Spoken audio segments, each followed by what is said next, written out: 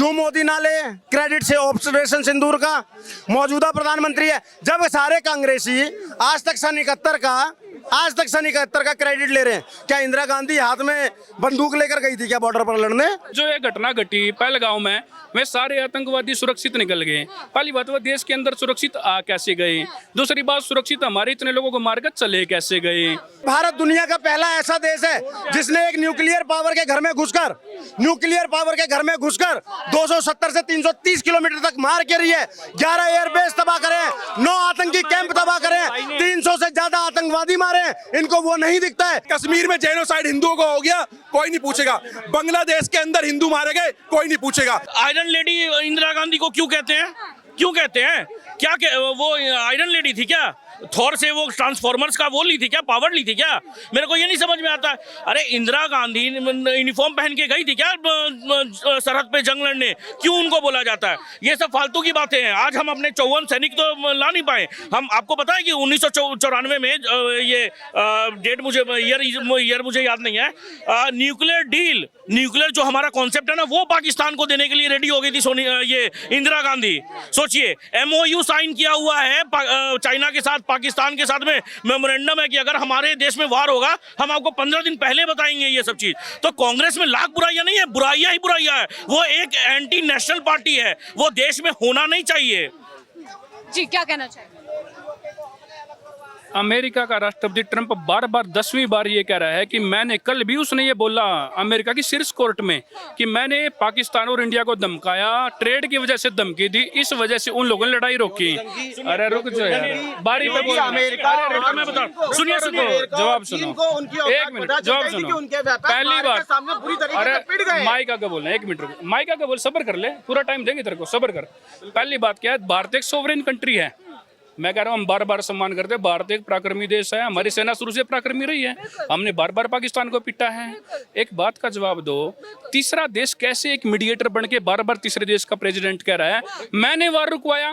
प्रधानमंत्री क्यों एक बार भी ये बात नहीं बोल रहा है? रक्षा मंत्री क्यों नहीं बोल रहा है? रक्षा सचिव क्यों नहीं बोल रहा है कि हमने रुकवाया है?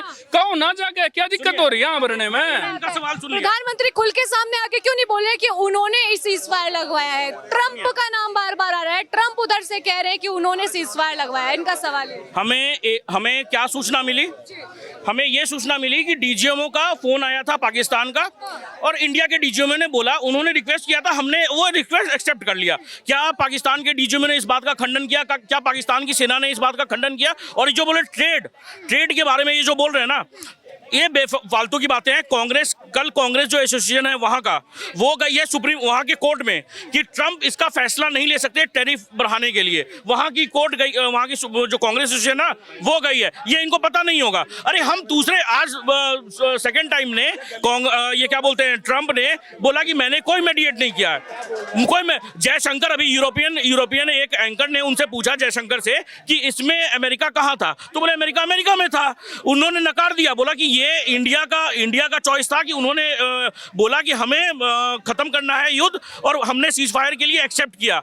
उन्होंने, ये ट्रंप को सीधा बोल दिया गया था कि अगर वो पाकिस्तान अगर बोलेगा तो हम मानेंगे। पाकिस्तान का फोन आया, इसमें गलत कहाँ है? अब ये कह रहे पुलवामा पे, पहलगाम पर। अरे भाई, पहलगाम पर राजनीति कर कौन रहा है? पहलगाम के सबूत मांग कौन रहा है? या जब पुलवामा हुआ था तो बालाकोट का सबूत मांगा किसने था? जब पठानकोट हुआ था तो उरी के एयर स्ट्राइक का सबूत मांगा किसने था? तुम लोग, मैं हमेशा कहता हूँ कांग्रेसियों से, विरोध करो मोदी का, विरोध करो बीजेपी का, लेकिन सुनिए, तुम विरोध करते करते वो लाइन क्रॉस कर जाते हो कि तुम सेना का मनोबल गिराने लग जाते हो और राष्ट्र विरोधी बातें करने लग जाते हो। अब दूसरी बात पर आ जाता हूँ, क्यों मोदी ना ले क्रेडिट से ऑपरेशन सिंदूर का? मौजूदा प्रधानमंत्री है। जब सारे कांग्रेसी आज तक सन 71 का क्रेडिट ले रहे हैं, क्या इंदिरा गांधी हाथ में बंदूक लेकर गई थी क्या बॉर्डर पर लड़ने?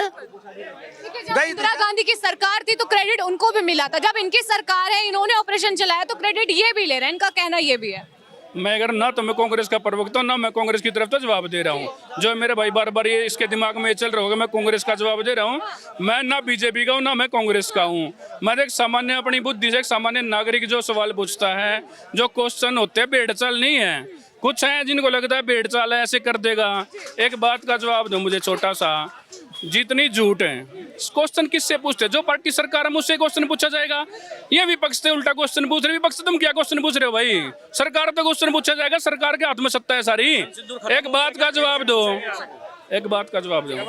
पहलगांव के जो घटना घटी थी, आज तक ये भी नहीं पता कर पाए कौन जिम्मेदार था कौन नहीं था। अब जो ये घटना घटी पहलगांव में, वे सारे आतंकवादी सुरक्षित निकल गए। पहली बात, वो देश के अंदर सुरक्षित आ कैसे गए? दूसरी बात, सुरक्षित हमारे इतने लोगों को मारकर चले कैसे गए? एक्शन क्यों नहीं हो रहा? जिम्मेदारी क्यों नहीं ले रहे हो कि हमारे से गलती हुई, एक्सेप्ट करो।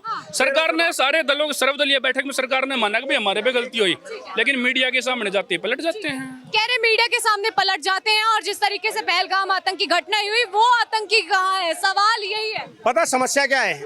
यहाँ पर आकर ये कह देना कि मैं ना कांग्रेस का समर्थक हूँ ना बीजेपी का समर्थक हूँ, और उसके बाद में वही राहुल गांधी वाली भाषा बोलना, ये इंगित कराता है कि समर्थक तो आप हो, ठीक है, पार्टी में नहीं होगे अलग बात है, समर्थक तो आप हो। अब दूसरी बात पर आ जाते हैं। इन्होंने पूछा पहलगाम के आतंकवादी आ कैसे गए, इतने लोगों को मारकर चले कैसे गए? बिल्कुल वैसे ही पहलगाम के आतंकी आ गए जैसे 6,000 रुपए लेकर आतंकवादियों को अपने घर में वहां के लोकल्स किराए पे रखते हैं। जैसे ज्योति मल्होत्रा एक दानिश के उसमें बढ़ जाती है, और इनका न्यूज का अभाव है, इनको जानकारी का अभाव है। मैंने इनके बीच में नहीं बोला था, सुन लो। बाकायदा सर्वदलीय बैठक में गवर्नमेंट ने ये माना कि हाँ हमारा इंटेलिजेंस फेलियर हुआ है, ये गवर्नमेंट ने माना। लेकिन हमने फिर भी इनको उस पर गर्व होना चाहिए था कि पहला भारत का, आप इंटेलिजेंस फेलियर हुआ हम एक्सेप्ट कर रहे हैं। हम कह रहे हैं कि भारत दुनिया का पहला ऐसा देश है जिसने एक न्यूक्लियर पावर के घर में घुसकर 270 से 330 किलोमीटर तक मार के रही है, 11 एयरबेस तबाह करे, 9 आतंकी कैंप तबाह करे, 300 से ज्यादा आतंकवादी मारे। इनको वो नहीं दिखता है, और ये कहते हैं राहुल गांधी की हमें राफेल बताओ। और एक आज बता दूं इनको जानकारी के लिए, इनको ये खबरें ना मीठा मीठा कड़वा कड़वा तू नहीं होता। आज शहबाज शरीफ ने अजरबैजान में जाकर एक्सेप्ट करा है कि 9 और 10 की रात को भारतीय सेना ने हम पर हमला किया, और उसमें हमारे 10 से 11 एयरबेस तबाह हुए हैं। अब इससे बड़ा सबूत और क्या लोगे? सबूत तो लगातार पेश किए जा रहे हैं। हाँ, क्या चाहिए? सबूत तो कोई भी नहीं मांग रहा है। बात इस बात के ऊपर हो रही है कि अगर आप फेल हुए तो आप एक्सेप्ट करो, हम फेल हुए हैं तो कह रहे हैं ना, इंटेलिजेंस ने एक्सेप्ट कर तो लिया। इंटेलिजेंस फेलियर कांग्रेसियों भाई, मैं एक सेकंड, कांग्रेसियों की दिक्कत पता क्या है? ये भाई बोल रहा मैं ना कांग्रेसी हूं ना बीजेपी हूं। इनसे ये राहुल गांधी, एक सेकंड भाई साहब, ये राहुल गांधी का जो भारत के अंदर भारत जोड़ो यात्रा निकाल रहा था, अगर ये माइक टूटेगा यहाँ से तो बहन के दिन यहाँ से जोड़ेगा कि तू भारत के अंदर ही जोड़ेगा। अरे तू जाना पाकिस्तान जा, बांग्लादेश जा, शिमला मुद्दों में तुम्हारे बापों ने, कायर बुजदिलों ने, कांग्रेसियों ने शहीद कर दिए, उनको जोड़ करके ना भारत के अंदर ही भारत जोड़ रहे। कोई नहीं पूछेगा इन तो से, ये नहीं पूछेगा कश्मीर में जेनोसाइड हिंदुओं को हो गया, कोई नहीं पूछेगा। बांग्लादेश के अंदर हिंदू मारे गए, कोई नहीं पूछेगा। बंगाल के अंदर 27 घर हिंदुओं के जला दे, कोई नहीं पूछेगा। कर्नाटक के अंदर हिंदू खत्म हो गया, कोई नहीं पूछेगा। कश्मीर के अंदर इस तरीके से बर्बाद हो, कोई नहीं पूछेगा। लेकिन पता नहीं कौन सा एजेंडा चलाएंगे भाई, कौन पूछेगा? लेकिन पूछेगा कोई क्या कि फेलियर। अरे इतने आतंकवादी घुसपैठिए इन कांग्रेसियों ने जो अवैध तरीके से तारों के नीचे ने भारत में घुसेड़ करके रख दिए, अपना मुस्लिम वोट बैंक मजबूत बना लिया। उसके लिए कौन पूछेगा? उसके लिए पाकिस्तान पूछेगा, बांग्लादेश पूछेगा, ईरान पूछेगा, सीरिया पूछेगा, क्या बगदाद? कौन पूछेगा भाई? तो भारत में खड़े होकर के, राम और कृष्ण की भूमि में खड़े होकर के पूछ लो ना, जिन्होंने इस देश को 32% इस्लामीकरण कर दिया। इन नपुंसक हिंदुओं को ये समझ नहीं आ रहा, गलियां, इलाके, मोहल्लों इतने नपुंसकों ने इतने मुस्लिम एरिया कर दिए। दिल्ली के अंदर जहां रहते, दिल्ली हरियाणा के अंदर गलियों के अंदर हिंदुओं के घरों पे पर्चे लगे हुए हैं। कांग्रेसियों ने इतना नैरेटिव सेट कर दिया। नैरेटिव सेट कहां से कहां तक कर दिया इन्होंने? नैरेटिव संविधान से लेकर के, कानून से लेकर के, अपने दलालों के संग इकट्ठा करके इतना नैरेटिव सेट कर दिया कि गजबाए भारत होने जा रहा है। उस पर कोई नहीं बोलेगा, केवल फालतू की बात। राहुल गांधी है क्या? राहुल गांधी कोई बता दो तो है क्या? जिस बंदे को हनुमान चालीसा नहीं आती, जिस बंदे को ये नहीं पता भोलेनाथ जी शिवलिंग पे चल ऐसे चढ़ेगा कि तेरे बाप का राज है कि ऐसे चढ़ेगा, ऐसे चल चढ़ा रहा है, ऐसे चल चढ़ा रहा है, उसको ये नहीं पता। समझो ना, राष्ट्रपिता बता दिया। अगर वो राष्ट्रपिता तो हमारा बाप कौन है भाई? हम तो ना माने राष्ट्रपिता किसी को। हमने बात सच करनी पड़ेगी और सच बात जोर से उठानी पड़ेगी और कड़वे तरीके से बोलनी पड़ेगी, क्योंकि ना जयचंद कहीं नहीं होते, जयचंद हमारे में ही होते हैं। ठीक है, बिहार के मधुबनी में प्रधानमंत्री मोदी ने कहा था कि आतंकवादी के ठिकानों को तोड़ा जाएगा, निस्तेनाबूद किया जाएगा, और आज उन्होंने इस बात को पूरा भी किया और उन्होंने यही कहा कि मैंने जो कहा था वो पूरा भी किया। क्या कहेंगे आप उस बात पर? क्योंकि आपने तो कह दिया कि जो आतंकवादी थे वो कैसे आए, कैसे चले गए, लेकिन उन्होंने घर में घुस के रिटेलिएट भी तो किया। आप ये भी तो देखिए। मैं कह रहा हूँ आतंकवादियों को और मारो। आतंकवादी खत्म हो गया क्या विदेश में?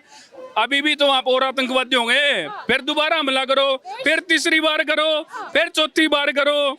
ये हमले भी यार इलेक्शन तक चलेंगे टोटल। जब दिल्ली इलेक्शन था ना, यमुना के ऊपर रोज बात हो रही थी। दिल्ली चुनाव खत्म हो गया ना, यमुना के ऊपर बीजेपी की स्टेटमेंट है। यमुना बढ़िया काम हो रहा है। सर आप हरियाणा से ना नू में जाइएगा, वहाँ बोलिएगा वंदे मातरम बोलिएगा, भारत माता की जय बुलवाई वहाँ पे जाके, ठीक है? तभी पता चल जाएगा इस देश में गद्दार कौन है। भैया सुनो, वो बता, पहनने वाले गद्दार नहीं है, एक वो हमारी गद्दार नहीं है, ठोका थोड़े में ठोका है। मैं आपको आज क्लियर बोल दूं आपके माध्यम से, सुनिएगा, सनातन धर्म है ना, तब तक ये सुप्रीम कोर्ट ये सब है, तब तक कायदा कानून है। जब तक सनातन धर्म जिस दिन नहीं रहेगा, कुछ नहीं रहेगा, ना आरक्षण रहेगा, ये देश में कुछ भी नहीं रहेगा। ये आपको बोल देता हूँ, ठीक है जी? भैया मेवात और नू के अंदर पता कौन बोलेगा? मेरी बात सुनो भाई, सुनो ना भाई, हमारा पता मेवात के अंदर कौन बोलेगा, नू में कौन बोलेगा, ताबड़ू में कौन बोलेगा? कौन बोल सकता है? जो बंदा उनके चमन चुम्मन करेगा, जो चाटुकारिता करेगा, कौन? हर्ष चिकारा, जो साला कुत्ता भौंक रहा था, कह रहा चप्पल उठा करके ले जाओ। साला 2 कौड़ी का आदमी माँ का, बहन का, मांग का संदूर देख कर मारा गया, हाथ का कलावा देख करके मारा गया। साला 2 कौड़ी का आदमी हिंदू होकर के महादेव हाथ पे लिख करके साला चाटुकारिता करता है। सच बोलना सीखो भाई। मेरा भाई खड़ा था, हिंदू भाई था, लेकिन सही बात नहीं कर पा रहा था, बोल जो भी रहा था, पता नहीं फैक्टों पे बोल रहा था, किस पे बोल रहा था। मैंने अपना जोरों से जवाब दिया, भाई सनातन के जो भी विरोध जाएगा साला ऐसे सुनेगा जैसे नहीं।